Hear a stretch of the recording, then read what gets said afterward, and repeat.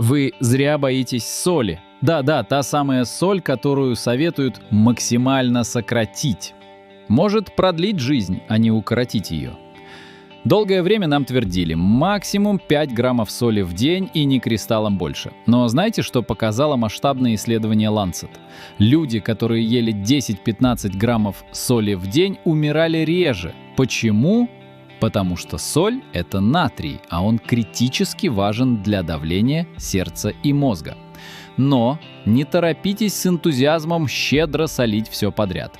Увеличение соли без калия опасно. Хотите больше соли? Тогда ешьте и больше овощей, фруктов, зелени и бобовых. Именно они богаты калием. Чем больше в рационе разнообразных овощей и фруктов, тем проще организму получить его в нужном объеме. Баланс – вот что важно.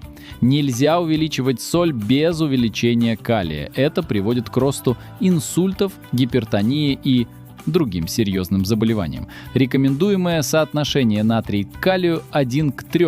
Для здоровых людей при хорошем уровне калия до 7 граммов соли в день, что примерно 2,8 грамма натрия. Для большинства не больше 6 граммов соли, около 2,4 грамма натрия. А для детей другие нормы. Это важно учитывать. А еще от недостатка соли могут быть слабость, головные боли, проблемы с сосудами.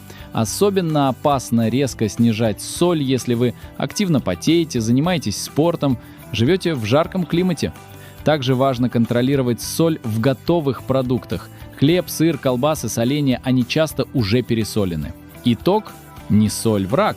Враг – мифы и дисбаланс. Соль как скульптор вашего тела. В нужных пропорциях она аккуратно создает и поддерживает здоровье, а в избытке искажает и нарушает гармонию. Поэтому важно помнить, что при некоторых заболеваниях потребление соли требует особого внимания.